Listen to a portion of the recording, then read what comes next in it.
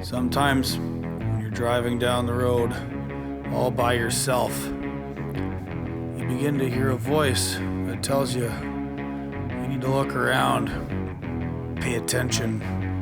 Maybe something isn't quite right. That voice is me. It's the voice of Gord.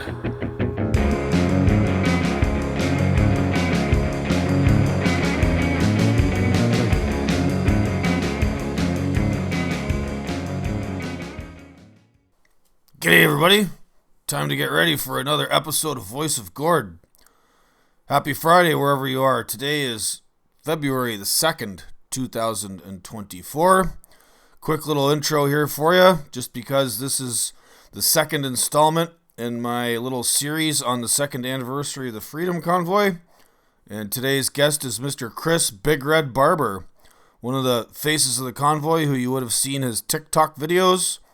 And more recently, you probably saw him in the news because him and Tamara Litch and a whole bunch of other people are still trying to fight off the government. Their court cases are still slogging through the system because Justin Trudeau is a see you next Tuesday.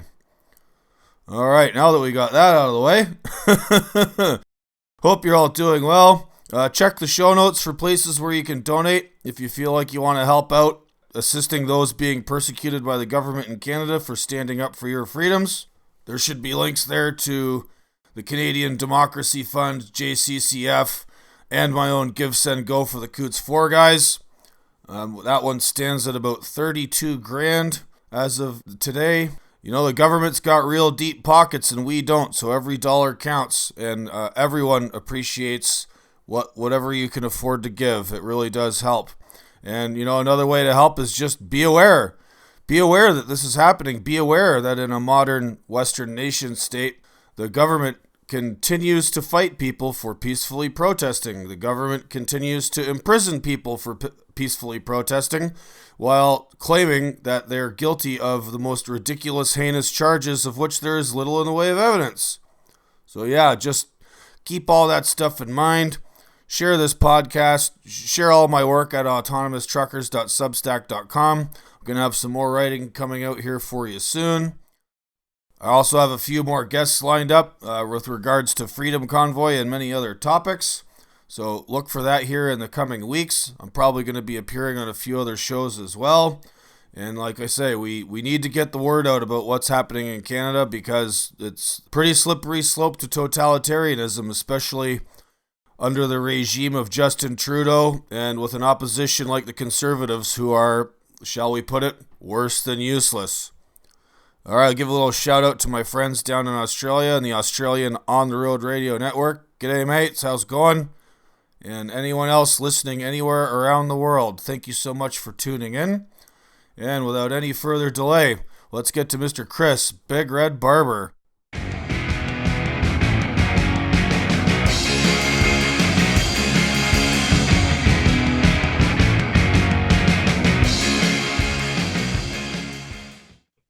G'day everybody, and welcome to another episode of Voice of Gord. I'm Gord, and this is my voice. The other voice you're about to hear today,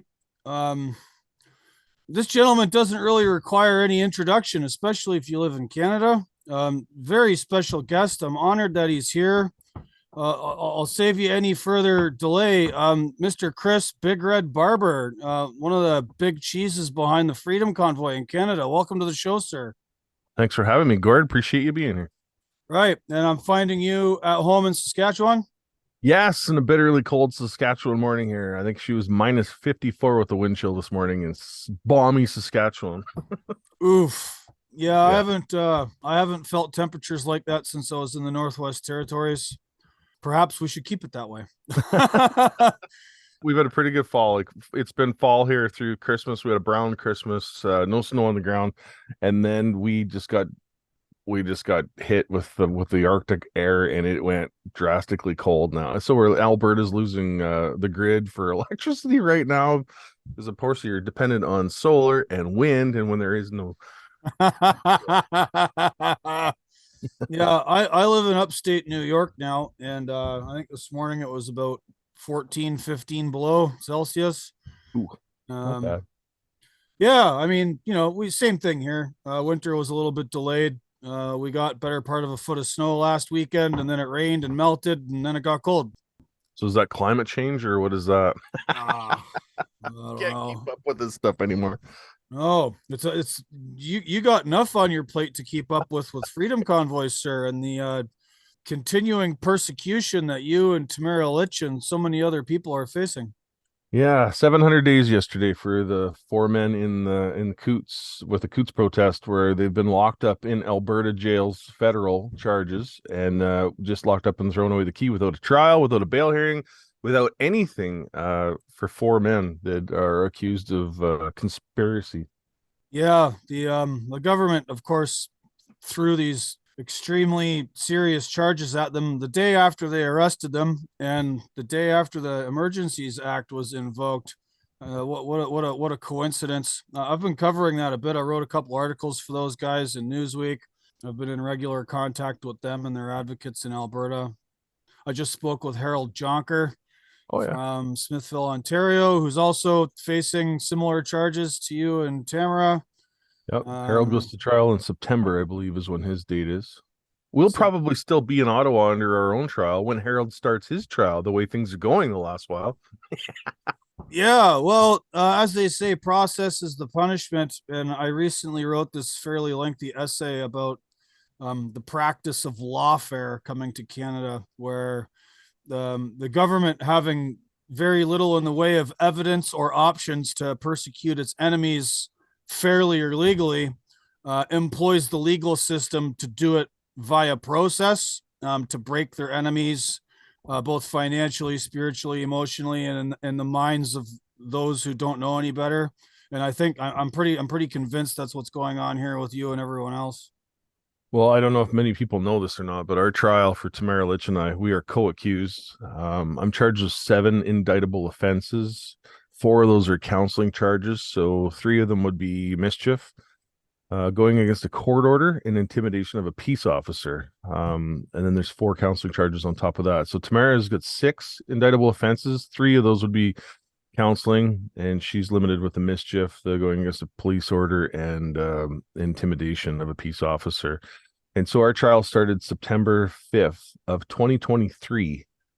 We've been in trial now for, well, this will be the 5th month, I guess. We've had a total of 32 days in court.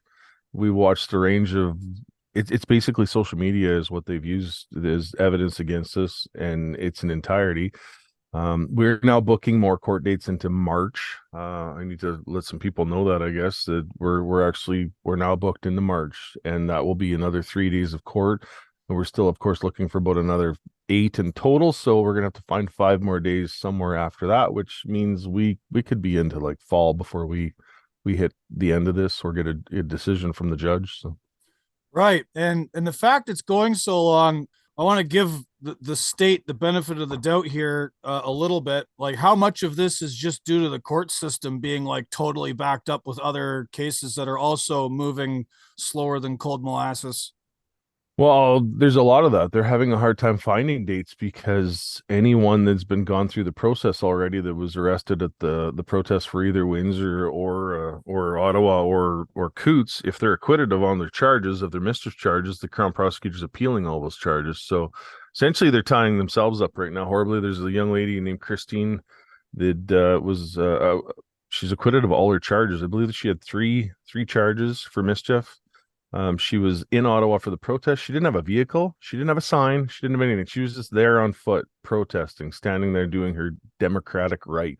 Arrested, charged, acquitted of all charges, and now the Crown is now appealing that appeal or the acquittal, and she's having to come up with another $10,000 to $15,000 in legal fees to get her through this challenge now too. So I've taken it upon myself to start helping her with that. My lawyer, Diane Magus in Ottawa, is going to take her case up, has already taken her case up, and is filing to have, for more defense. So it's Wow, interesting. that's incredible. So how is it they're getting away with this? I recently contacted, there's another Substack.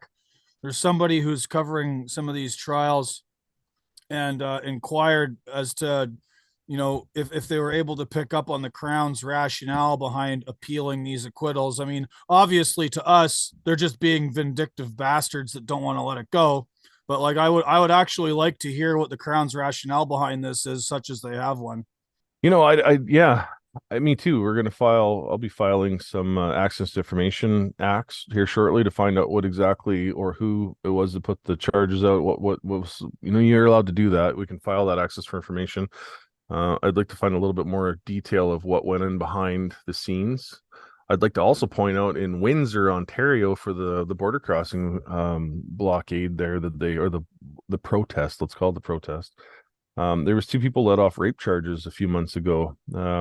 These people were charged with rape, and because the Crown couldn't proceed with proper trial in an adequate amount of time, they were released on the Jordan application in Canada, which means not enough time to try them properly. So 2 people charged with rape got let go because the Crown was more focused on protesters' trials than rape charges.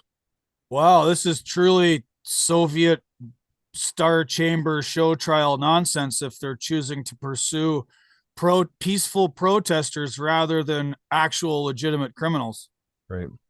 So before we get any further into the legal weeds here, my show is sort of pretty popular in the US. That's where most of my listeners are. I'm also syndicated on a internet radio show down in Australia, so I have pretty international crowd. I have a bunch of listeners in the UK and Germany. For those folks who, unlike myself and some others, may have not followed the Freedom Convoy as intently as I did, being Canadian and a trucker, and these are my people. Can you give a brief rundown of how it all started? Because I believe yourself, Tamara, Bridget Belton, and some other folks were sort of the nebulous, decentralized core, so to speak, if that makes any sense, of how this all got rolling. Well, obviously, what would have been October 2021, the mandates were crushing the majority of Canadians in one way or the other. The federal government had announced that in January 15th of 2022 that they were going to bring in vaccine requirements for cross-border travel. And a lot of us, the truckers that have been, we've been in the industry for many years, and through the pandemic, we trucked through the pandemic. A lot of us stood in drive-through lineups getting food because no restaurants would open. You couldn't even walk into McDonald's and order a meal. So you'd be standing there with traffic in the drive-through lineup, just trying to get a bite to eat wherever it may have been. And you were treated like lepers by many of your customers. I know a lot of guys who haul freight, haul refrigerated.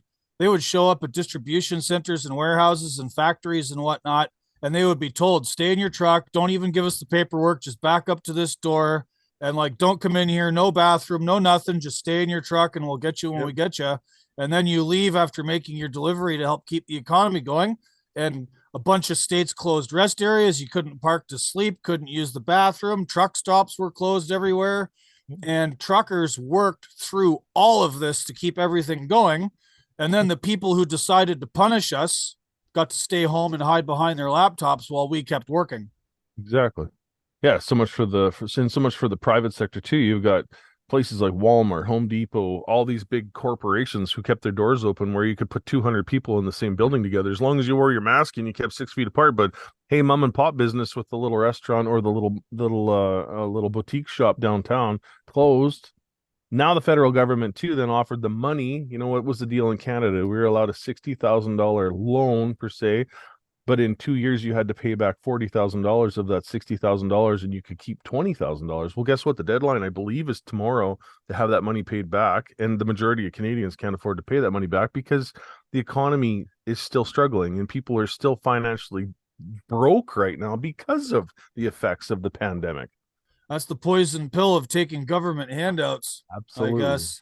I'm proud that nobody in my family took CERB, the compensation package, the monthly compensation package from the federal government, and we did not take any of the loans from the government. We worked right through the pandemic. We had no need to. Yeah, I did too. I was hauling propane at the time, and people's homes still need to be heated. Businesses, government buildings, all my customers, all their buildings still had to be heated. We had clients using propane for food service. In the wintertime, I was still doing 80, 85, 90 hours a week hauling propane because we would get an exemption from HOS rules because we're a vital service. So over and above being essential workers, I was considered extra essential. So while everyone was hiding behind their laptop, I was leaving home at 3 a.m. and getting home sometimes at 9 or 10 o'clock at night, if I was lucky. And in those days, you didn't have a place where you could stop and use a bathroom, could you? Because everything was closed. Nope. No, bog roll in the truck and go out in the woods. Well, that's why I like the equipment trailers. When we hauled our double drops, we could slide the slides out on the side of the trailer, and it would be a very cold, makeshift toilet seat. I remember when I was up on the ice, it's a long way from Yellowknife to the mine. Or if I was running the Mackenzie Valley Winter Road, sometimes nature calls and you either stop on a portage or wherever you're at, and one butt cheek against one drive tire and one other butt cheek against the other. Make sure you get back in and get going before your butthole freezes or what you just left turned into a sharp landmine for your tires. Exactly. Some of these kids now, those online, the internet trolls, they have no sense of what it actually takes to get things done in this country, do they? Oh, not a clue. Not a clue, sir. Not a clue. So you're in Saskatchewan, you're working through the pandemic. People are obviously reacting very poorly to Trudeau's insane cross-border vaccine mandate for truckers who had previously been exempt. Trudeau already said that 90% of Canadians had already been vaccinated. So what's the point? Truckers lead solitary lives. We've been closed off from basically going anywhere. There was never a study done to prove we move the vaccine or move the virus around more than anybody else. Yet he insists on this mandate. What happens? Well, a few of us decided to stand up. A little bit of conversation in social media there. One of the other people involved would have reached out to me, I believe, January 7th of 2022 and said, I'm losing my job on the 15th. I no longer have a way of making a living and making my payments on my truck. And at that point, I was already vaccinated. I took the vaccine at the end of December, knowing full well that the 15th was coming. And, being a business owner, I haul agriculture equipment back and forth across the border. My customers have relied on me for the last number of years, many years, to get that equipment out of the factories and back up to Canada here. And by me not taking that vaccine, it was essentially handing my customer base over to the big carriers out there who just, threw their drivers in for the vaccine and were able to cross the border. So I made the personal choice to take the vaccine, to get my card so I could cross. But immediately, the opportunity arose after that we were going to stand up and do something and at least try and have a voice against the tyrannical effort of Mr. Trudeau and Freeland and what they were doing to destroy this country. So we planned on things. I met Miss Tamara Leach approximately like a week and a half later. I think it was the 13th, I believe. We actually spoke on the phone, started planning things, and I met her for the first time January 24th when we left from Redcliffe, Medicine Hat, Alberta, and started heading east to the nation's capital to voice our dismay with the current administration. I used to stop at the Esso there at Redcliffe a lot. There's a little restaurant next to it. Truckers. Yeah, yep. Truckers. Yep. On the other side of the highway, there's a big old fertilizer plant. I used to work for a guy in south of Brooks. And before we went up north for the winter, I would run around either hauling grain or fertilizer. So I used to be in Redcliffe all the time. Used to haul out of there 20 some years ago before I had Big Red, I think, because I used to haul fertilizer out of that plant. So yeah, Redwater, we used to do that all across the prairies back in the day. Yes, sir. So something that I don't think a lot of people understand, because of course the media did their best to not explain this correctly because they had other intentions in mind, is that the Freedom Convoy itself was an extremely decentralized entity, right? So there was like yourself and Tamara and a bunch of people out west, and then the folks that blockaded the Ambassador Bridge were different people. The people that had the demonstration at the Emerson border crossing in Manitoba were a different group of people. The folks in Coots were a different group of people.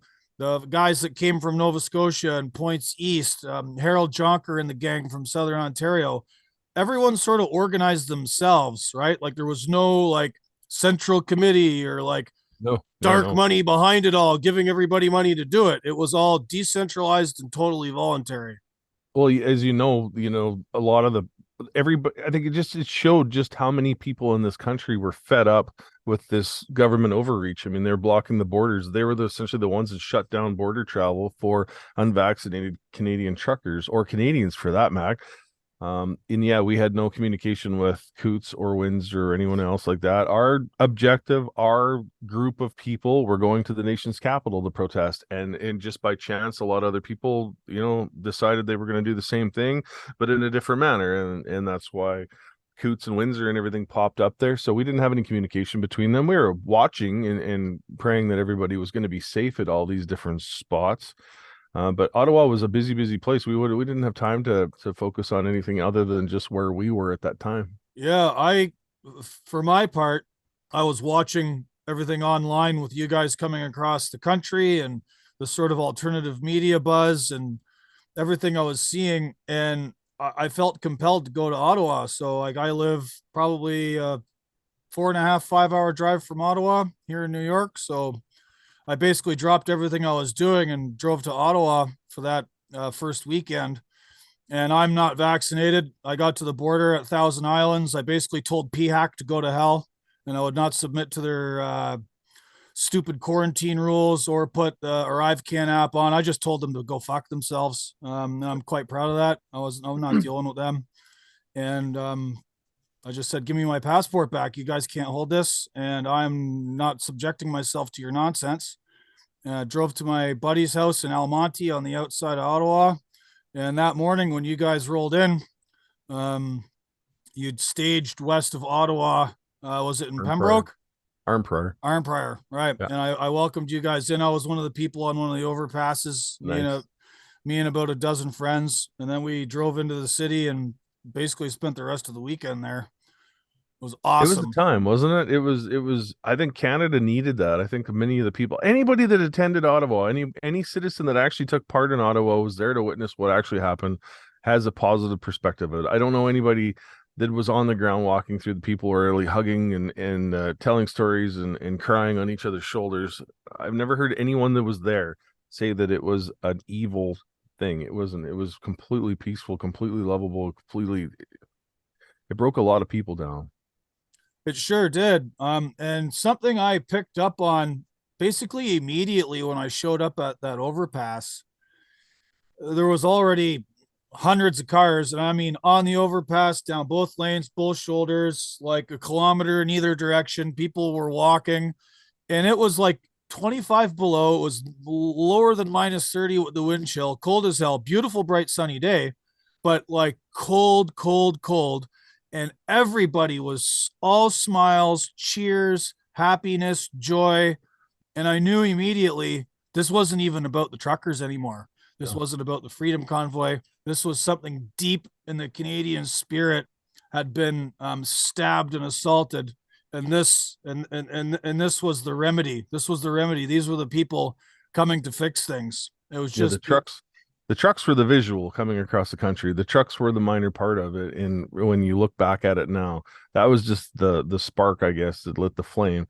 It was everyone that actually came together. Man, wouldn't it have been nice to have like shares in a flag making company? Because I don't know if I've ever seen as many Canadian flags.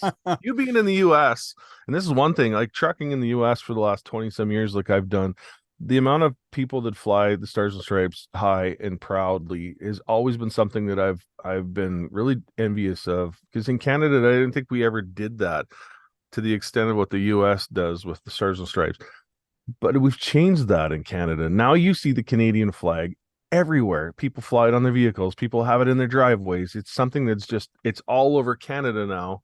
And I wish we'd have done that before. It's nice. How ironic that it took Justin Trudeau to get Canadians to find their sense of pride in themselves again, right? And this guy, Trudeau, you'll remember he gave an interview to the New York Times in 2015 or 2016 in which he referred to Canada as a post-national country that doesn't have a real identity anymore.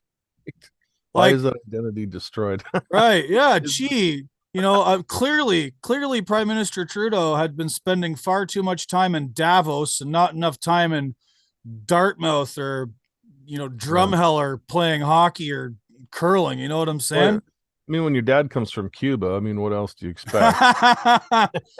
Yeah. But as far as the flags go, an observation I'd like to make. So I could only spend the first weekend. I had to come home, get back to work. And, I got 2 little kids here, my wife and all that. And while I'm in the United States, trucking around, Canadian flags started popping up everywhere, right? You see them occasionally kind of near border towns or maybe a bumper sticker on someone driving by once in a blue moon, but they're not a fixture of the landscape. American flags are a fixture of the landscape, right? Canadian flags popped up everywhere. Every time I would meet some new American person while I was out working that didn't know me, they would either hear my accent or somehow find out I was Canadian, and they would say, "Man, what those truckers in Canada are doing is awesome. It's about time somebody stood up to all this nonsense." And I'm telling you, man, the Freedom Convoy are heroes to most normal, regular people in the United States. 100%. We appreciate the support. We do. We seen it. We definitely. It was funny how Fox News picked us up and carried us for quite a bit of the protests, and gave us a bigger voice through America media than what our own Canadian media was doing. And yet, when the U.S. guys did the convoy to Washington, they basically kept it quiet, like nobody heard about it, unless you were watching it on social media, like what I was doing. It wasn't spoke about in mainstream media like what they portrayed us as with Fox, which was sad. Yeah, no, and a sort of another really interesting version of that tendency just came up. So there's a guy running for the president right now, the Republicans. His name is Vivek Ramaswamy. Yep. And he did a little trucker summit. Hats off to him for it. He went to the Iowa 80 truck stop. There's an organization I'm actually part of here called CDL Drivers Unlimited. They're sort of a truckers advocacy organization. And because they're doing the Iowa caucuses, they organized this trucker summit to get someone to speak directly to the concerns of America's truckers. And Mr. Ramaswamy referenced the Freedom Convoy in Canada and didn't say anything about the People's Convoy in the U.S. Oh shoot! Now, I think that might have been like a little bit of a social media thing, and it worked because he brought out all the sort of Trudeau bots and Canadian truckers who said thank you. And the video he made of that got 4 times as many views as any other campaign video he released. Really? It sure did. Yep. I was in America Fest in Phoenix, Arizona here before Christmas, and Vivek spoke there. And I got to tell you, yeah, he was. It was just shortly after that when he did the video on the bus there, giving us a shout out. And he's very powerful when he speaks. He's very well put together. I was really impressed. Does he have anything, Mister, for Mr. Donald Trump? I honestly don't. I don't think so. I'm kind of waiting here anxiously to see how the Iowa caucus votes on this was, because I think Trump's going to take it again. Yeah, and as a sidebar, the people, our ruling class, the establishment, the elite, the media, they haven't got the picture yet, and they keep trying to kick Trump off the ballot, and they say that he's the threat to democracy, whereas these guys are reducing the candidates and saying one can't run, and they're just beclowning themselves. And what's actually going to happen is they're going to cause more people to vote for him. And that's what they're doing. They're pushing him more. Right. Well, it's the Trump. Somebody drove by the yard here, and Zippy's upstairs losing his marbles. So if you can hear him, I would not. No, that's all right. But yeah, they haven't learned that you don't let a real estate mogul into your head rent free, because this is what happens. Exactly.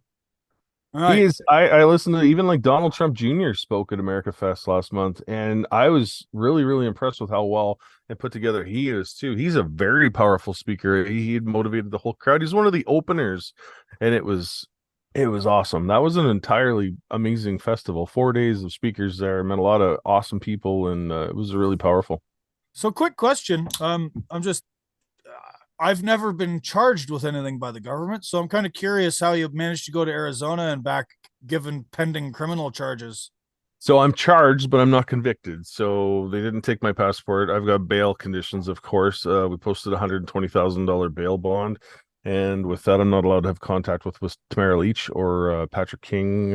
And Danny Bulford was here up until about a month ago, where we had a bail variation and had Danny removed off that list. So My conditions are I'm not allowed to support the protest. I'm not really. I don't think I can even fly to Germany to show support to those boys right now. Even though I was checking out plane tickets the other day to fly, I thought, wouldn't that be cool to go to Berlin and help these boys out over there? Because what they're doing over there is amazing.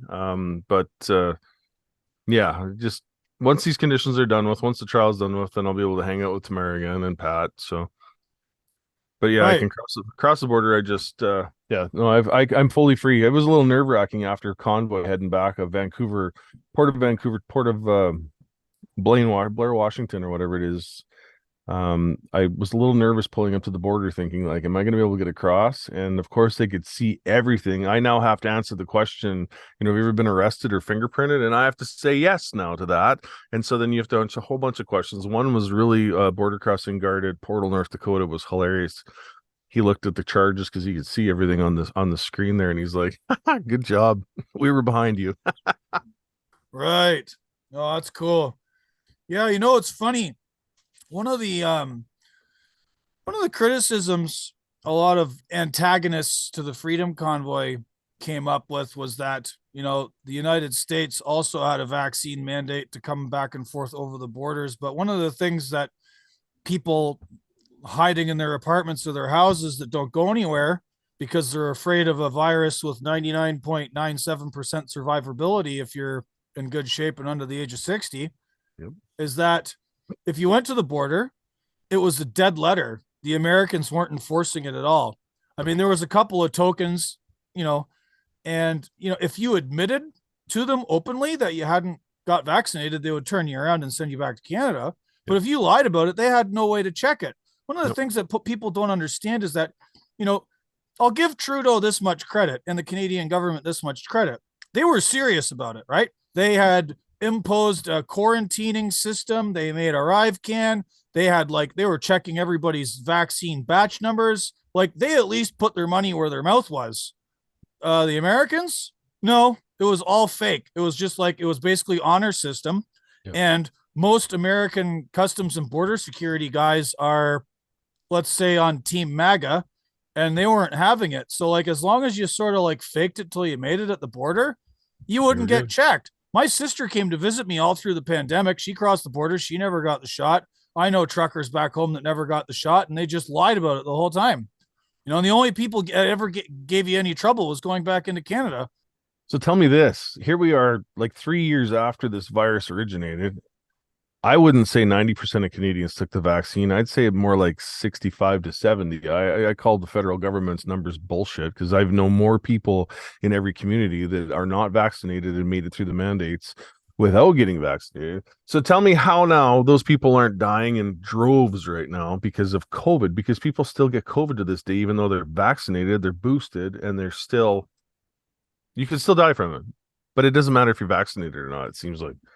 No, I mean, consistency and logic escape some folks. Yeah. My son is 20 years old. He was 18, almost 17, I guess, when we rolled for Ottawa, unvaccinated. And I don't know if many people know this or not, but I had the Omicron virus when we were rolling across Canada in the truck. I was sick as can be, tired, fully vaccinated.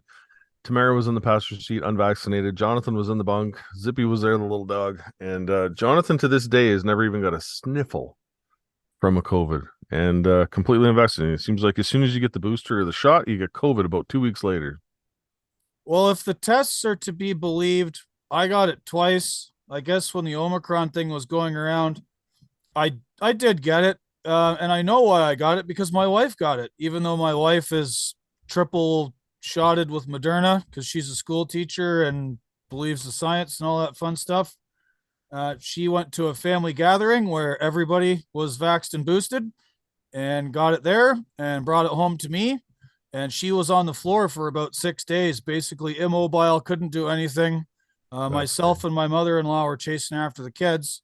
And I got it from her, and I had a temperature of about 100 degrees for 36 hours. And then I was tired for a couple of days, and then it was gone. It was like the biggest nothing burger ever. Yeah. I had a 90-year-old grandmother. She's since passed now, but grandma spent, those months in the nursing home locked up without anybody able to visit her. And even after that, my aunt was super scared of this COVID variant. And how dare you go anywhere near and make sure you wear your mask. I'm protecting my mother.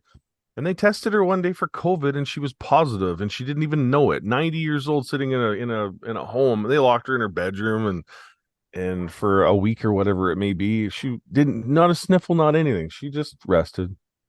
Right. You know what? Back to Ottawa. I remember reading that whilst the Freedom Convoy was in town, that the COVID numbers at Ottawa area hospitals went down while you guys were there. While all of you dirty, unvaccinated truckers had taken over the city and were rampaging and destroying everything and breathing all over everybody because you weren't wearing your masks outside. Right. Yet the city of Ottawa crime went down, COVID numbers went down. All of these like uncontrovertible data points took place. How do you explain that, Mr. Barber? Well, the homeless were fed. Did you know that a lot of the homeless in Ottawa were well looked after, were very happy, were well fed? There's a story out there that the truckers raided the food, the what do they call it? The Shepherds of Good Hope. It's where the homeless go, the shelter, and that never happened. And then we raided the food, and we took the food, and if you were in Ottawa, the one thing you've seen was there was food everywhere. Anywhere you walk, somebody was offering you a bowl of soup or a sandwich or something like that. It was amazing. So the homeless were looked after. Crime rate was actually down 90% in the downtown core. I mean, we went out and spent, I don't know how much money we spent on shovels, but we bought about 100 snow shovels when we handed it out to truckers that were on the streets. And those truckers shoveled the sidewalks and cleaned the garbage. That was one of the things that happened. I know it was just an atmosphere, like, and like I said, anybody that was part of it knew exactly what it was. The police overreacted like they normally did. They were the ones that brought the concrete barriers in. They brought the graders and the payloaders and the trucks in, and they gridlocked the downtown core of the city. They left a lot of the people on the outskirts of the city on the Sir Johnny Macdonald Parkway. They just shut them off. There was miles of trucks there that had no place to go. It wasn't like they said it was on the media. And no, everyone I've spoken with about it that either lives in Ottawa or who went to Ottawa that's one of the recurring themes, is that they would go to the convoy, check out the protests, and then read what they saw on the news. And what they saw on the news was like the exact 180-degree opposite to what they were seeing for themselves with their own eyes. There, my son finally came to the door, so now Zippy can be happy. No, he's trying to get him to shut up. Sorry about that. I don't know if you could hear Zippy or not. He's a very vocal little dog that's a security system. So, right. Did Zippy go with you to Ottawa? He did. Zip was with us. Zip and I, we walked the streets of Ottawa. 90% of the time, it was so darn cold that Zip had to spend some time in my coveralls to keep him warm. But every morning we walked down to the Tim Hortons and grabbed a coffee and a muffin and for my wife. And my wife flew out there after about the first week. So yeah, it was good. Zippy was there. He made his impact. He's quite the well-known little dog on social media. He's quite the character. Right. You'll have to pardon me. I don't have TikTok, and pretty busy guy. I don't watch too many videos. I had a Twitter account. I've been kicked off Twitter 4 times. Oh.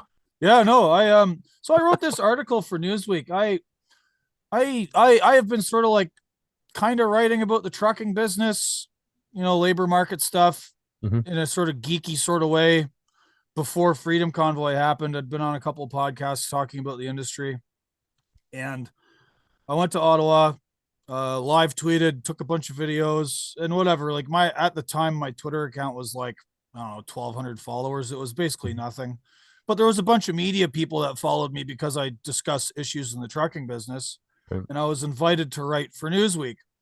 So I wrote a couple of articles defending the convoy for Newsweek. I wrote an article questioning why all the labor unions went all in with the government instead of representing their membership and their membership's bodily autonomy. And the first article I wrote about my time in Ottawa and about the Freedom Convoy and about the fact that the Canadian media was smearing you guys, I was invited on Fox News. And I spoke with Laura Ingraham, who I understand is quite the contentious figure. Regardless, she was the only one who called, so I took the opportunity. And 36 hours later, my Twitter account was canceled. And one of my oldest best friends texted me out of nowhere and said, I don't know who you are anymore, and I don't ever want to talk to you again. No questions asked. No, why do you think the way you do? How did you Yeah. find things in Ottawa? How did you end up in Newsweek? How the hell did you end up on Fox? Like, no Right. questions, just like get lost. Right.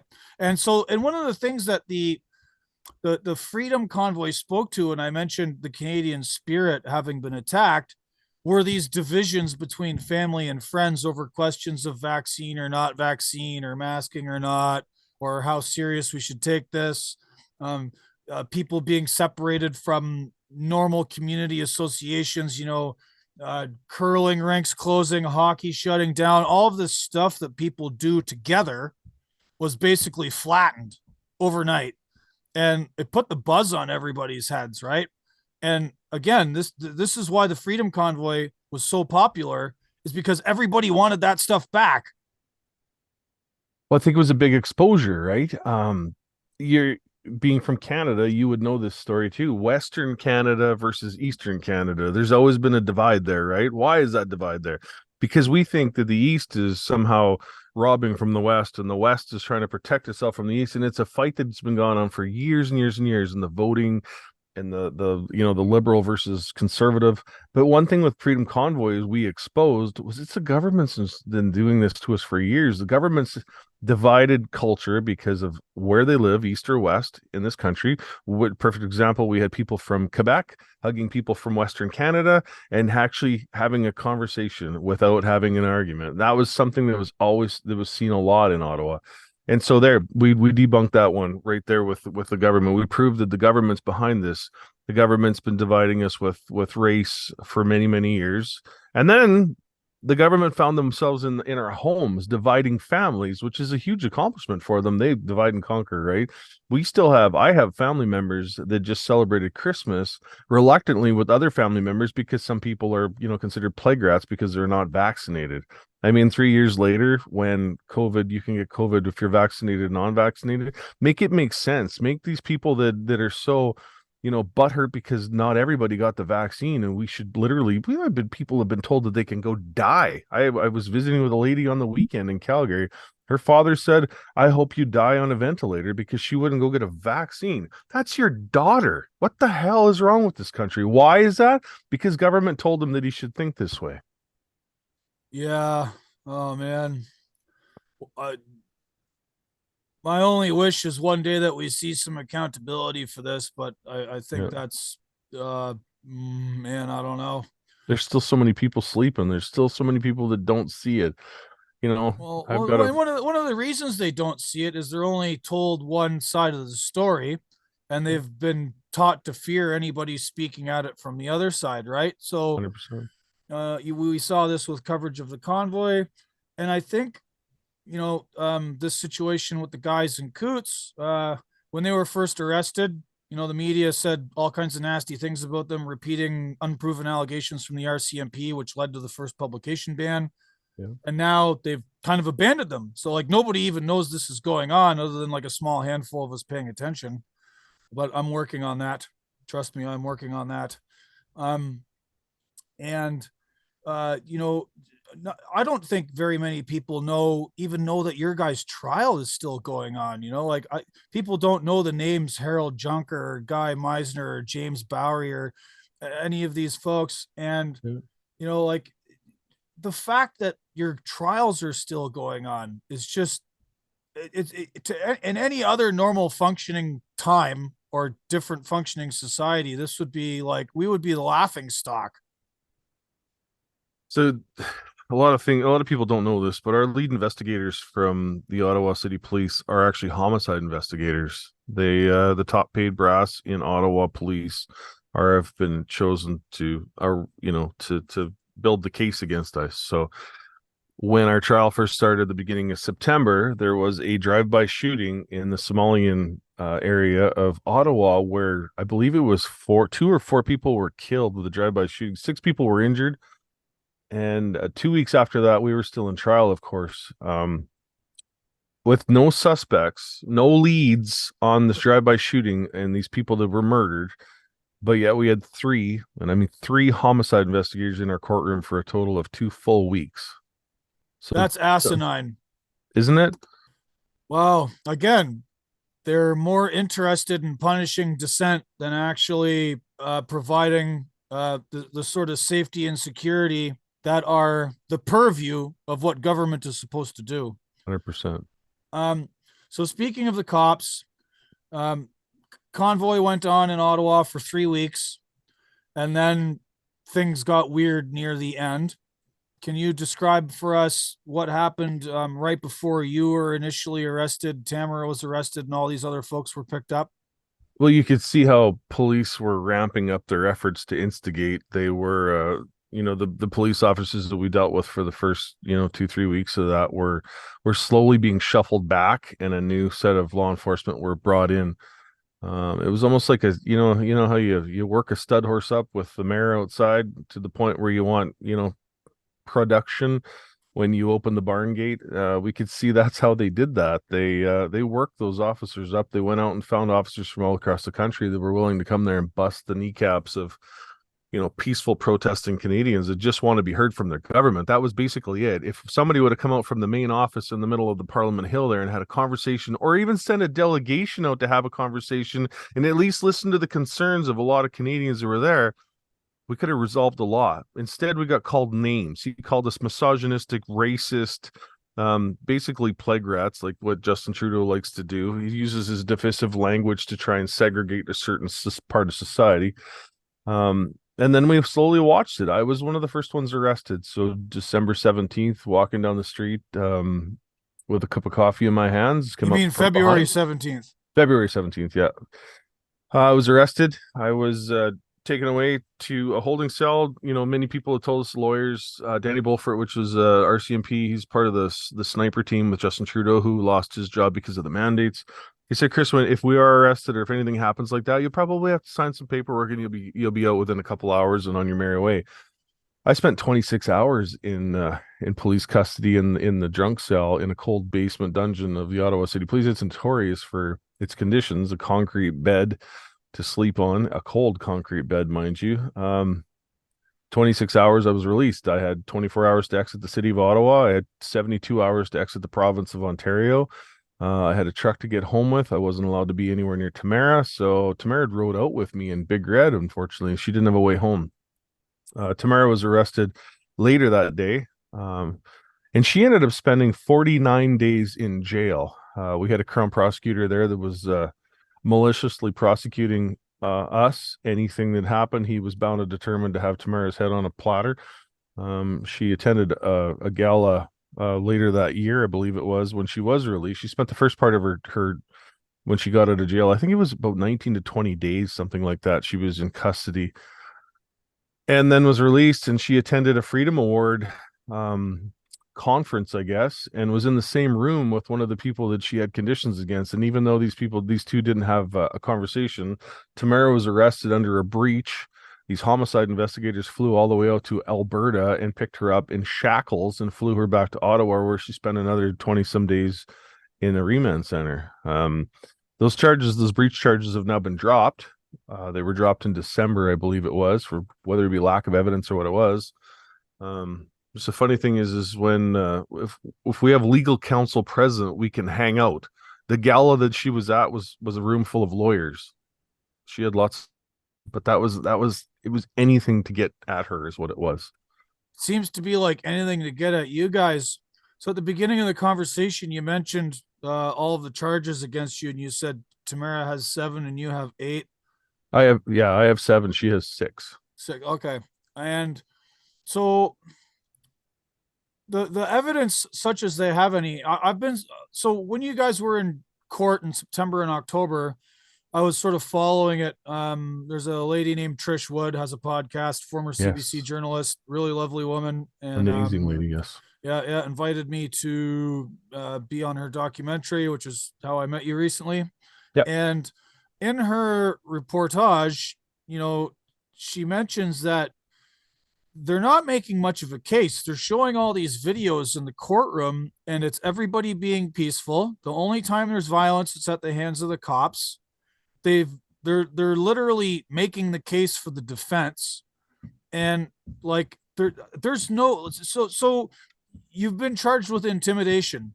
Intimidation like requires intent and some kind of like verbal harassment of somebody, or like physical intimidation. What are they basing this on? Common unlawful design is what they want. They want conspiracy between Tamara and I, that we were conspiring to essentially shut overrun the country, shut the government down, whatever it may have been. Well, one of the things your antagonists say, and Trudeau even has said this, is that like you guys had some memorandum of understanding about overthrowing the country. I saw it briefly, but like Did you didn't read like it? it was gobbledygook, and it I wasn't still written. just, It I haven't wasn't. read it.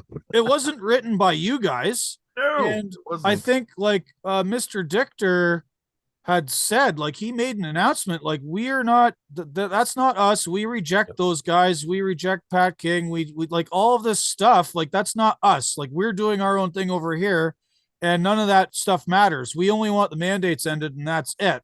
Like it was pretty clear from your guys' spokespeople that all of that stuff was nonsense. My understanding of even the memorandum of understanding is there's a guy by the name of James Bowder with Canada Unity who was involved in the protest. He was there. He traveled across the country with us. He had it doesn't have anywhere written in it that it's overthrowing the government. It has more or less you have to sign.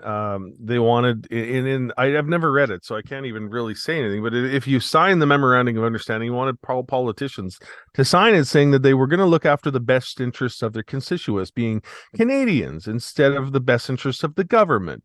And the government. So the overthrowing thing is a lie and a psyop. Then It is. I've never read it. It's still online, I believe. The POEC, we all had to take part in the POC, the Public Emergency Order Commission, November of 22.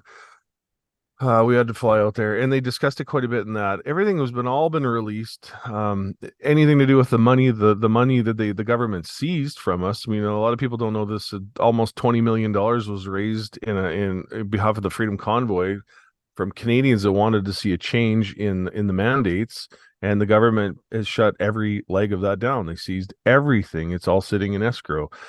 People's bank accounts are frozen throughout this. There's a lot of atrocities that have happened to regular, ordinary Canadians for just being pissed off and standing up for this stuff. yeah. About the money. This is also the sort of locus of this civil suit that's been filed against you guys by this Ottawa Citizens Coalition, who, if I remember correctly, you said they're coming after you guys for $400 million. $400 million. Where so where are you going to get that if they actually win the case? Well, which I doubt they will, but they want the money that's sitting in the escrow account right now. A lot of the Give, Send, Go and the GoFundMe money was actually sent back to the people that donated it. What was left after the smoke cleared was about $5.5 million, which was all given over to the courts to hold in escrow until all these court cases are finished. So Zexi Lee, citizen of Ottawa, she works for Service Canada with the CRA, the Canadian Tax Revenue Agency. Let's face it, she was headhunted to be the face of this lawsuit.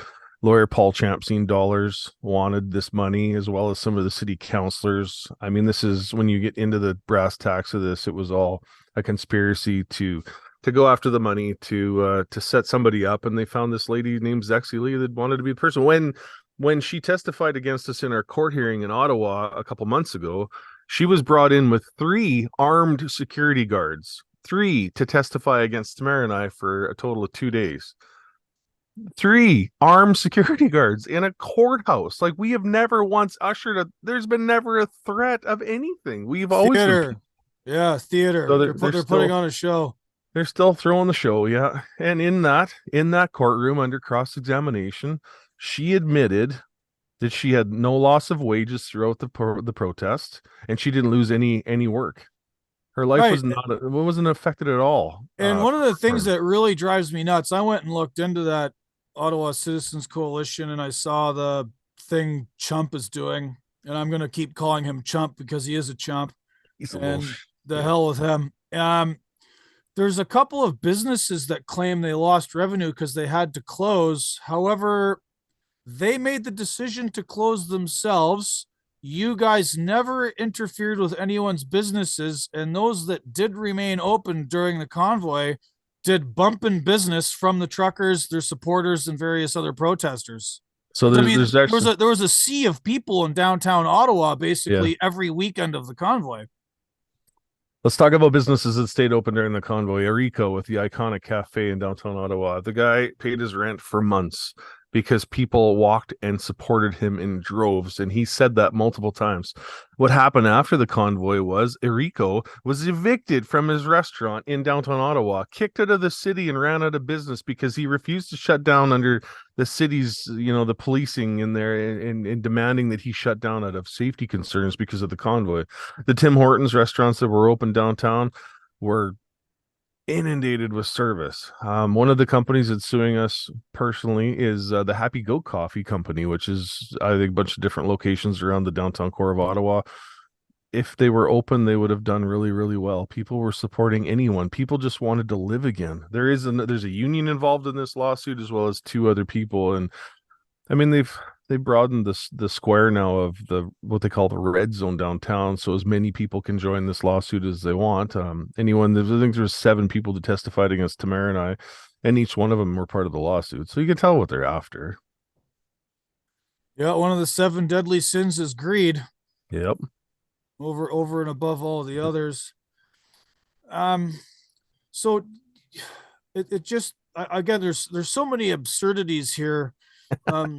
I in Yep. my discussions, so as I have been writing on behalf or reporting on, as it were, the situation with the 4 guys from Coots, I've been speaking with them on the phone. They're allowed 20-minute phone calls, so many a day.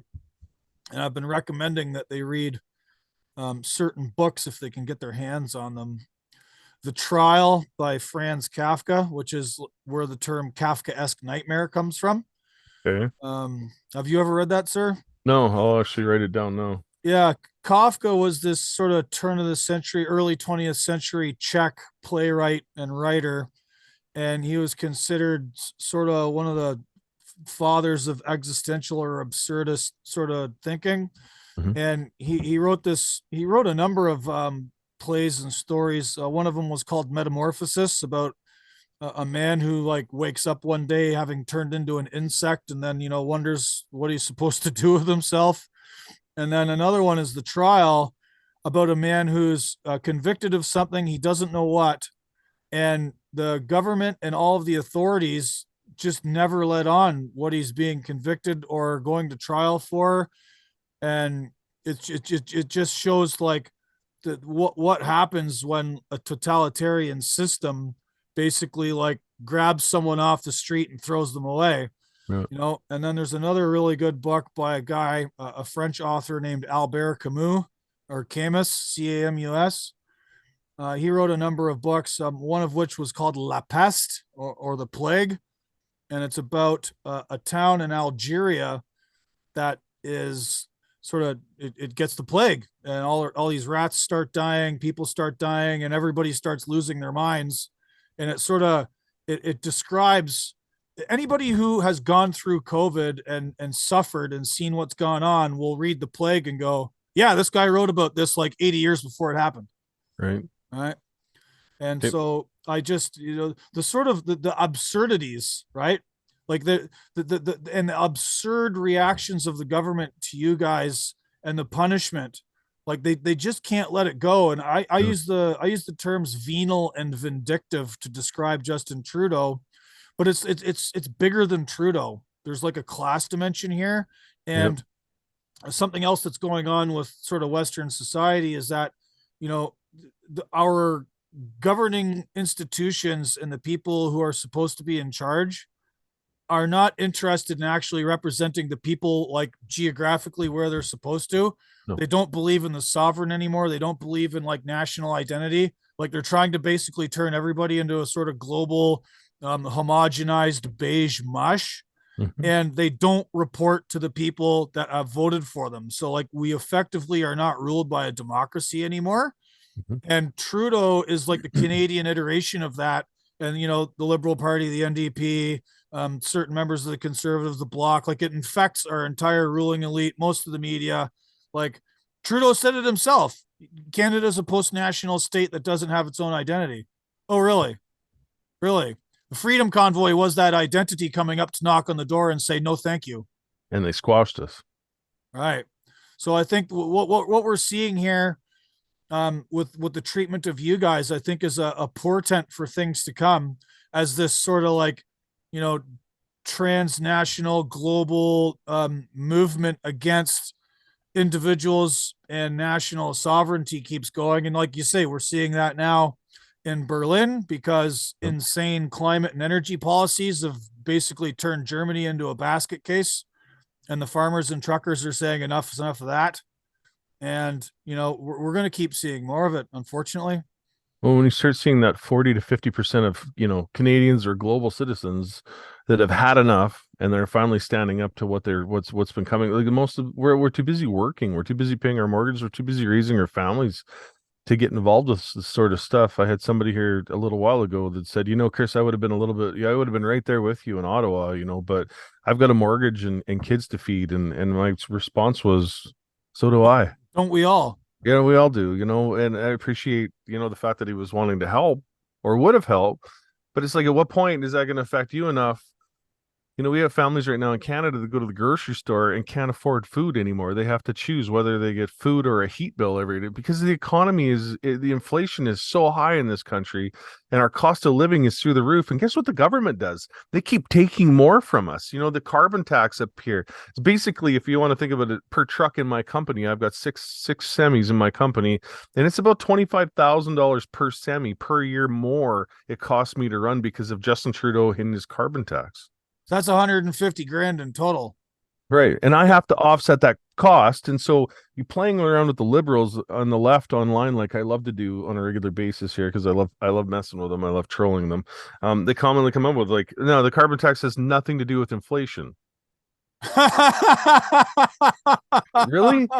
Come on, people. What the hell?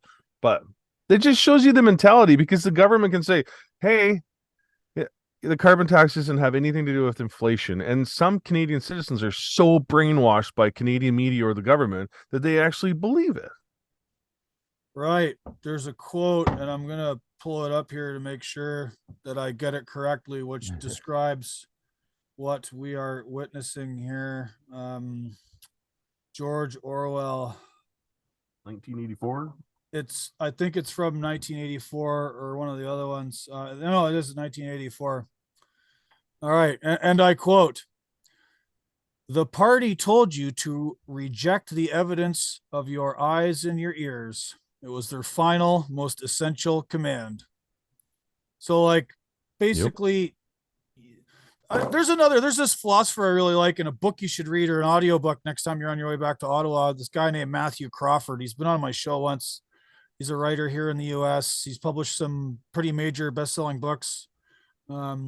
Shop Class Says Soulcraft, The World Beyond Your Head. And the one most pertinent to us is called Why We Drive.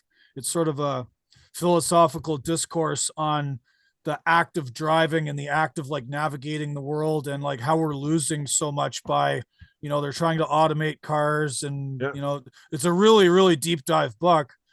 But something that Crawford says is that, under the regimes we live under, common sense has been disallowed as a way of making sense of the world, right? Like, you're not like common sense. No, you must follow the science, and you must believe all these experts and technocrats, rather than the sort of inherited traditional knowledge and modes of navigating the world that have worked basically forever, warts and all, minor mistakes here and there, but like common sense and intuitiveness. Like, you should be able to trust your own intuition.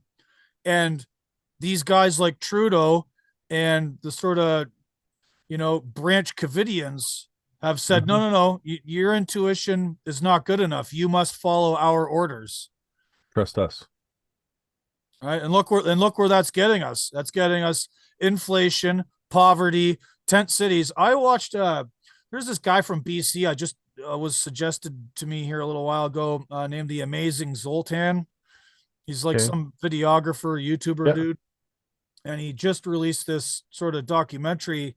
It's on the Freedom Convoy and Canada under Trudeau, But what he's done, if you watch it, it's only an hour long, and I think he released it in 3 parts on Twitter.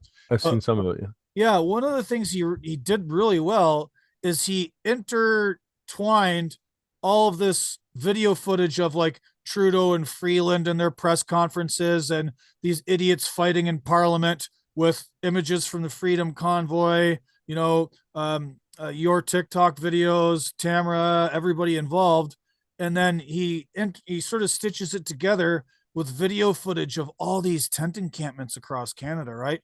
Penticton, Kelowna, Vancouver, Toronto, all over the place, and you just see that, like, while you guys are trying to fight for bodily autonomy and freedoms Canadians hold dear, this clown who's fighting you is governing a country that's falling apart at the seams and is experiencing human misery at levels never seen in Canadian history.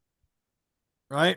Like, it's extremely powerful imagery, and it's telling the truth, right? Like the Canadian government is spending so much money, time, resources, and effort trying to prosecute you and the Coots guys and Tamara and Harold Junker and all the rest of them.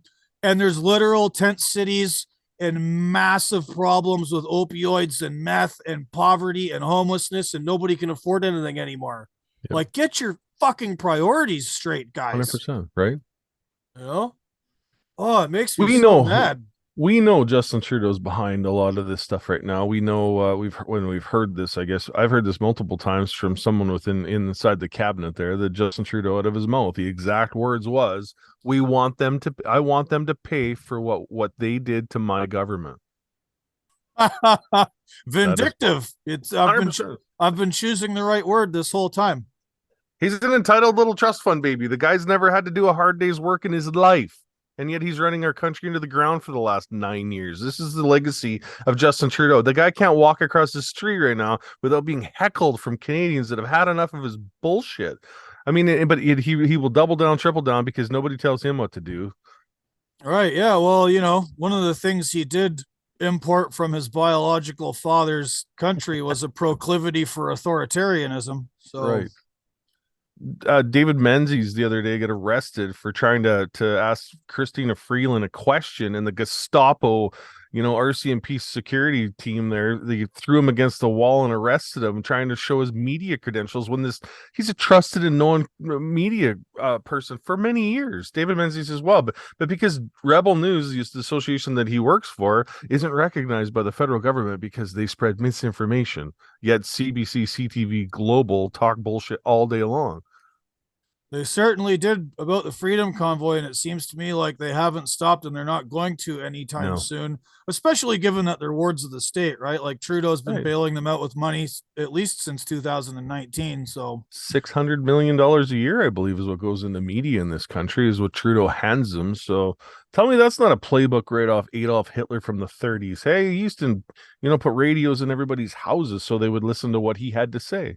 Right. Yeah. Well, another thing that went on was the use of health and cleanliness as a way to divide, the good Aryan Germans from all of the others, the gypsies, the Jews, the homosexuals, and everybody else that, like, Hitler had deemed unclean. He used these terms, and they used to have what they called health passes in Germany. Jesus Christ, people, wake up. Wake up. I know. You can scream it from the rooftops, but some people are so stupid they still won't get it, no matter what. It makes you wonder, at what point will they actually think, holy shit, now this is affecting me or my family, and I will eventually stand. But I think some are like led right to the slaughter plant before they'll actually wake up.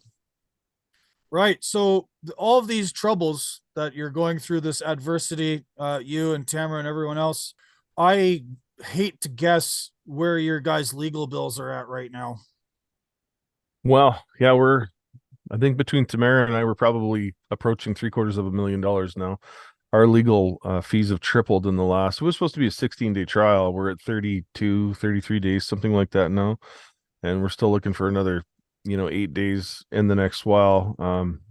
Lawyer bills are expensive. There's been, a lot of help has gone in from a lot of different organizations across the country. The Justice Center for Constitutional Freedoms has helped myself out with my criminal legal fees, and to a certain extent, the Democracy Fund has helped out Tamara with hers.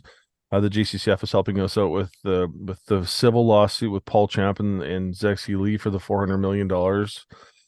We've done fundraisers. We've got a trust account with my lawyer's office in Ottawa for anyone that wants to donate directly to her.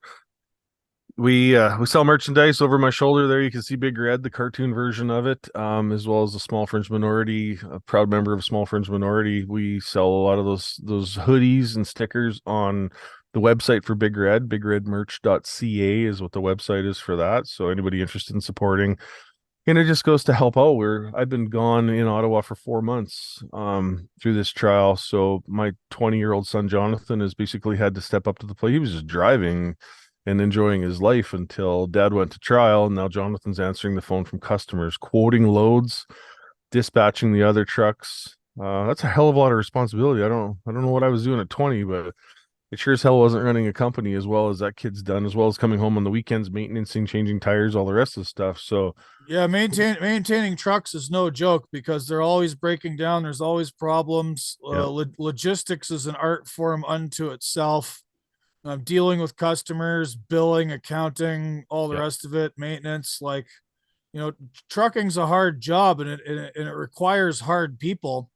And something I've said in a few of my writings is like, I don't think Trudeau understood, again, because he's the scion of a political dynasty and never had to work a day in his life. right. He had no idea who he was up against when he basically declared war on the trucking business, right? Like, truckers, especially if you're in Western Canada and you work in the cold, or like anywhere in Canada, if you're a logger in Northern Quebec or Ontario, you're used to working your tail off all winter long in the worst of conditions, sleeping in your truck, going without social contact. God knows what you're eating. Oil rig guys in Alberta, guys running the ice. Like, you're going against the hardest working people on planet Earth who are used to the working through the most abominable conditions. And he thought he was going to win? Wake up, dude. We're a little on the stubborn side. Like, he named us when he come out and said, the members of the small fringe minority with unacceptable views, don't speak for regular Canadians who think the best way through this pandemic is by getting vaccinated. He named us, and because of that, we've now become this small fringe minority with unacceptable views, and there's a ton of us out there, and we're proud of that name now. Screw him and his divisive rhetoric that he's been using for the last 8-9 years, because we've had enough of it. Yeah, it's time for him to go. And I see, even though there's been mumblings amongst the big cheeses within the Liberal Party and the Laurentian elite who really run this country, that they're done with him too, because they're sick of the bad PR. And they're now talking about bringing in Mark Carney as a potential replacement, maybe amongst others. And Trudeau, didn't a few weeks ago, he announced he's going to keep running, he's not giving up. Dublin down.